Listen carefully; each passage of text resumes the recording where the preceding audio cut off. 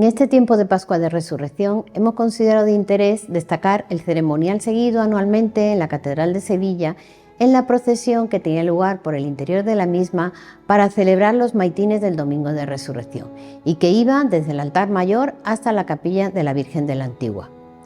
Con la documentación existente en el fondo capitular, comprobamos que estuvo celebrándose dicha procesión desde principios del siglo XVI hasta bien avanzado el siglo XX, cuando entraron en vigor las modificaciones litúrgicas del Concilio Vaticano II y los maitines fueron sustituidos por el oficio de lectura, que consiste en 3 salmos y 2 lecturas. Pero vamos a ir comprobando la información que nos aportan diferentes fuentes documentales del archivo en el fondo capitular, en un recorrido cronológico inverso, es decir, desde el siglo XX hacia atrás, hasta el siglo XVI, cuando tuvo su origen. Según la regla de coro y estatutos del Cabildo, editada en 1923, en el apartado de fiestas movibles, como es el Domingo de Resurrección, recoge cómo se celebraban los maitines y su estación consideradas de clase solemne, siendo por ello su festividad doble de primera clase con octava privilegiada y de primer orden. También señala el ceremonial a seguir, que comenzaba con la entrada en coro entre las 4:30 y las 5 de la madrugada. Expresamente se indica que esta festividad fue dotada por don Juan de Vergara, chantre y canónigo de la Catedral de Sevilla, realizándose la procesión con luces. De forma similar se recoge también en las reglas de coro y cabildo de Sevilla impresas en 1760. En las mismas se especifica también que es la tipología de la fiesta, aunque en estas fechas se tocaban maitines entre las 2 y las 2:30 de la madrugada. La fiesta,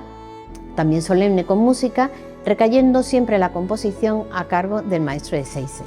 destacándose que esa dotación había sido admitida por el Cabildo según un acuerdo capitular en 1504. Igualmente se recoge en el compendio de obligaciones que deben de cumplir los ministriles y la capilla de música de la Santa Iglesia, de fecha cercana también a 1760.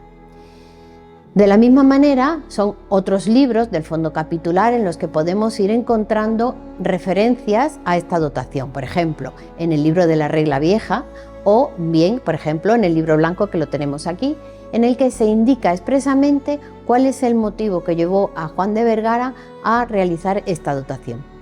Pero también tenemos la suerte de contar en el fondo capitular con el documento original de esa dotación, que es una pieza que formó parte de la exposición Fons Pietati en la Catedral de Sevilla en los meses de noviembre y diciembre del 24.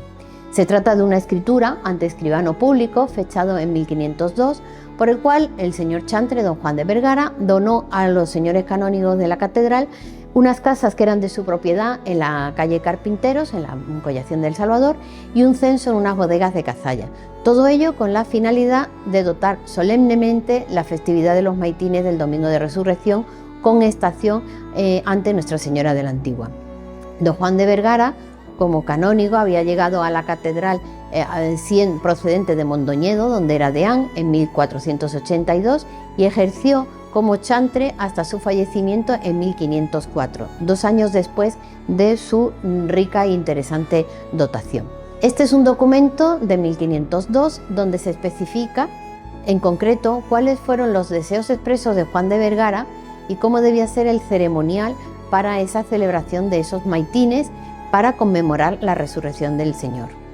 Se trata de una serie de indicaciones en las que se incluyen los incipit o inicios de cada una de las antífonas, qué número de cantores debían de acompañar al Santísimo, que iría en su custodia bajo palio hasta la Virgen de la Antigua, hasta la capilla, y todo el ceremonial a seguir para esto. Lógicamente, con este documento lo que nosotros podemos entresacar, como es evidente, es esa devoción primero del chantre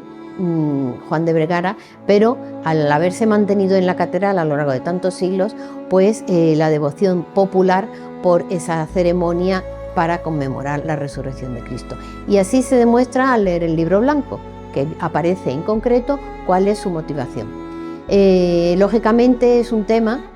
muy rico que puede ser ampliado por las personas que lo deseen, y desde aquí invitamos a quien quiera venir a profundizar en estos contenidos, a consultar los documentos desde esta sala de investigación. Muchas gracias.